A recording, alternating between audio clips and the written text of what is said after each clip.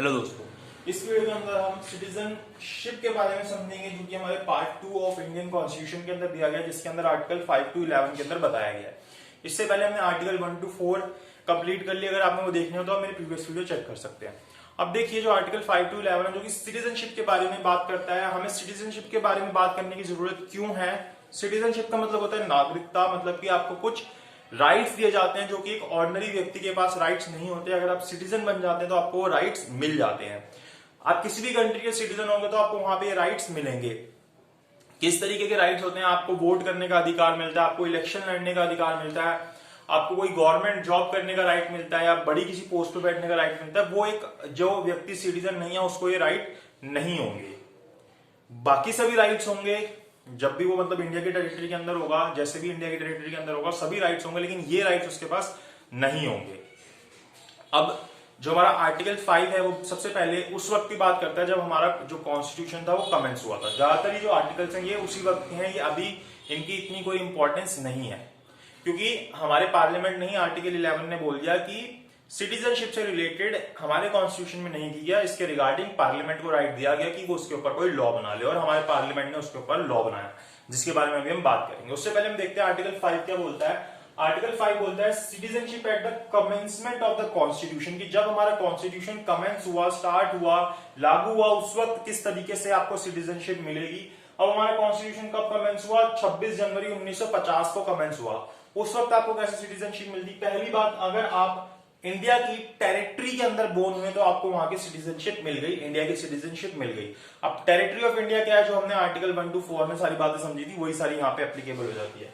तो अगर आप इंडिया की टेरिटरी में बोर्न हो रहे हैं तो आपको यहाँ की सिटीजनशिप मिल जाएगी। दूसरी बात, अब आपके कोई भी पेरेंट्स, फादर मदर, किसी भी तरीके से अगर इंडिया में बोर्न हुए हैं तो मतलब कि इंडिया की टेरिटरी के अंदर बोर्न हुए हैं तो आपको यहाँ की सिटीजनशिप मिल गई। और तीसरी बात की, अगर आप ऑर्डिनरी रेजिडेंट रहे इंडिया की टेरिटरी के अंदर 5 साल से कम नहीं, मतलब कि 1950 के अंदर हमारा जो कॉन्स्टिट्यूशन लागू हुआ उसके लागू होने से पहले कम से कम आप 5 साल इंडिया के अंदर रहे हो, मतलब कि 1945 से आप इंडिया में रह रहे हो। उससे पहले कभी से भी रह रहे हो, 1930, 1920 कभी से भी रह रहे हो, लेकिन कम से कम 5 साल आप इंडिया के अंदर ऑर्डिनरी रिसाइड किए हो इंडिया की टेरिटरी के अंदर, तो आपको इन 3 तरीके से इंडिया की जो सिटीजनशिप है at the commencement of our constitution मिल जाएगी।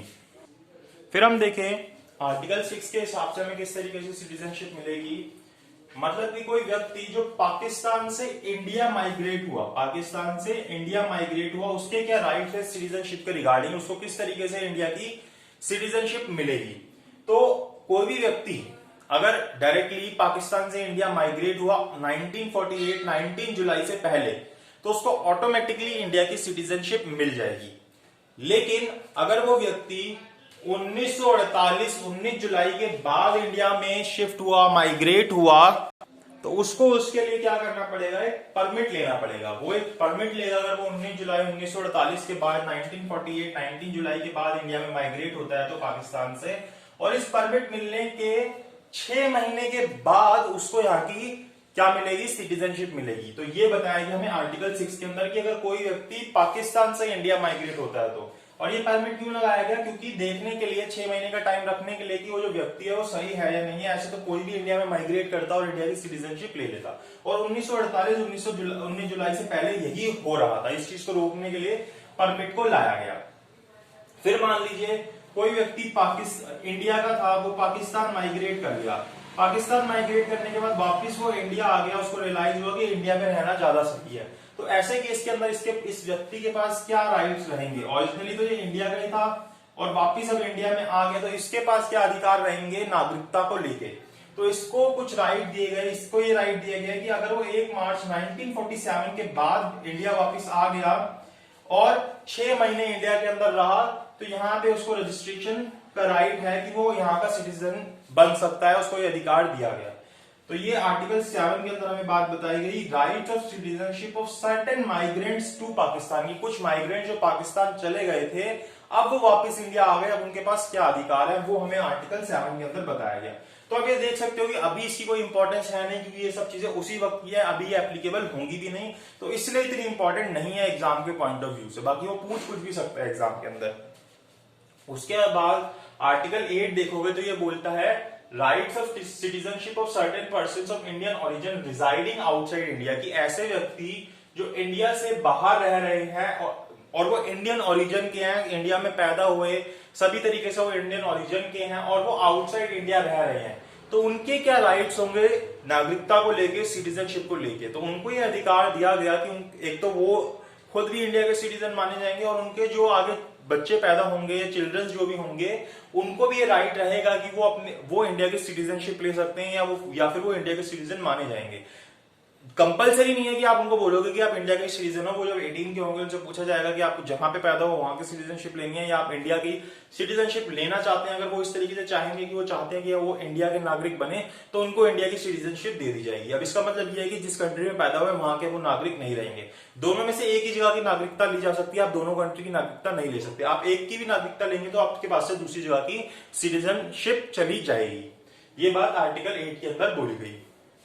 आर्टिकल 9 यही बात बोलता है कि अगर कोई व्यक्ति वॉलेंटरली एक्वायर करता है, मतलब अपनी इच्छा से, स्वेच्छा से, अपनी मर्जी से एक्वायर करता है किसी और कंट्री की सिटीजनशिप, किसी फॉरेन स्टेट की सिटीजनशिप, अमेरिका, ऑस्ट्रेलिया, किसी भी कंट्री की, रशिया, किसी भी कंट्री की अगर वो सिटीजनशिप वॉलेंटरली लेता है, तो ऐसे केस के अंदर उसके पास से इंडिया की जो सिटीजनशिप है वो चली जाएगी, उसकी वो सिटीजनशिप खत्म हो जाएगी, क्योंकि अब उसने उस कंट्री की सिटीजनशिप ले ली। अब उसके पास वहां की सिटीजनशिप है तो वो इंडिया का सिटीजन कैसे रह सकता है? एक समय पे एक व्यक्ति के पास एक ही कंट्री की सिटीजनशिप हो सकती है, वो दो कंट्री का नागरिक नहीं हो सकता।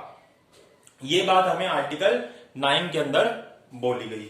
फिर अगर हम आर्टिकल 10 को पढ़ें तो बोलते हैं कॉन्टिन्यूएंस ऑफ राइट ऑफ सिटीजनशिप, मतलब कि अगर आपके पास एक बार सिटीजनशिप आ गई तो आपके पास से ये अधिकार कोई भी नहीं छीन सकता। आपका जो राइट्स है एज ए सिटीजन, आपकी सिटीजनशिप आपसे कोई भी नहीं ले सकता as per article 10 of our Indian constitution. लेकिन अगर पार्लियामेंट ने कोई लॉ बनाया है इस रिगार्डिंग, जो कि सिटीजनशिप को लेकर है, और आप उसको किसी तरीके से ब्रेक करते हो, किसी प्रोविजन को तोड़ते हो, अगर आप इस तरीके का कोई एक्ट करते हो, तो फिर आपकी सिटीजनशिप आपसे ली जा सकती है। लेकिन ये बहुत रेयर केसेस में होता है। आप दूसरी कंट्री की तरफ से हमारे अगेंस्ट आ जाते हो या इस तरीके की कोई एक्ट करते हो जो कि कंट्री के अगेंस्ट है, या इस तरीके की कोई भी चीज है जहां पे आप किसी भी लॉ को तोड़ रहे हो, वो भी रेयर केसेस के अंदर जहां पे पार्लियामेंट ने स्पेसिफिकली बताया कि अगर आप ये चीज करोगे तो आपके पास से सिटीजनशिप चली जाएगी। सिर्फ उन्हीं केसेस के अंदर आपके पास सिटीजनशिप जाएगी। नॉर्मल सिचुएशन से आपसे कोई भी आपकी सिटीजनशिप या उसके अधिकार आपसे छीने नहीं जा सकते अगर आपके पास एक कंट्री मतलब इंडिया की सिटीजनशिप है तो। ये आर्टिकल 10 के अंदर बताया गया। फिर आर्टिकल 11 जो कि बहुत इंपॉर्टेंट आर्टिकल है, जिसने हमारी पार्लियामेंट को राइट दिया कि वो सिटीजनशिप के रिगार्डिंग क्या करे, लॉ बना सके। तो ये क्या बोलते हैं, parliament to regulate the right of citizenship by law. और इसको एडमिनिस्ट्रेट या कौन इसके ऊपर वर्क करेगा, होम मिनिस्ट्री जो होती है वो इसके ऊपर वर्क करती है। सिटीजनशिप एक्ट जो है हमारा बना पार्लियामेंट के द्वारा 1955 के अंदर। 1950 में हमारा कॉन्स्टिट्यूशन कमेंस हुआ, 5 साल बाद ये एक्ट आया सिटीजनशिप एक्ट, जिसको बहुत बारी अमेंड किया गया। तो इसके अंदर सिटीजनशिप एक्ट के अंदर बताया गया कि 5 तरीके से एक व्यक्ति जो है हमारी कंट्री की सिटीजनशिप ले सकता है। इतना इजी नहीं है इंडिया की सिटीजनशिप मिलना। अब देखिए क्या 5 तरीके हैं। बाय बर्थ, अगर कोई व्यक्ति इंडिया में पैदा होता है तो उसको यहाँ की सिटीजनशिप मिल जाएगी। लेकिन सिर्फ इसका मतलब ये नहीं है कि कहीं से भी कोई व्यक्ति आया और उसके यहाँ पे अगर कोई बच्चे पैदा हो जाते हैं तो वो यहाँ के सिटीजन हो जाएंगे। उसके अंदर उसके कम से कम एक पेरेंट जो है वो इंडिया का सिटीजन होना चाहिए, चाहे वो फादर हो चाहे वो मदर हो। और जो दूसरा व्यक्ति भी इंडिया में आया, चाहे वो फादर है मदर था, वो भी वैलिड तरीके से इंडिया में होना चाहिए। तभी जो बच्चा यहाँ पैदा हुआ उसको इंडिया की सिटीजनशिप मिलेगी, अदरवाइज नहीं मिलेगी। सिर्फ यहाँ पैदा हो जाने से उसको सिटीजनशिप नहीं मिलेगी। फिर बताया गया बाय डिसेंट, मतलब कि अगर उसके कोई भी पेरेंट इंडिया के सिटीजन थे तो बाय डिसेंट उसको यहाँ के सिटीजनशिप मिल जाएगी। फिर बाय रजिस्ट्रेशन, अब रजिस्ट्रेशन मतलब कि आप क्या करेंगे कि गवर्नमेंट के पास जाके, होम मिनिस्ट्री के पास जाके अप्लाई करेंगे कि मुझे यहाँ की सिटीजनशिप दे दी जाए।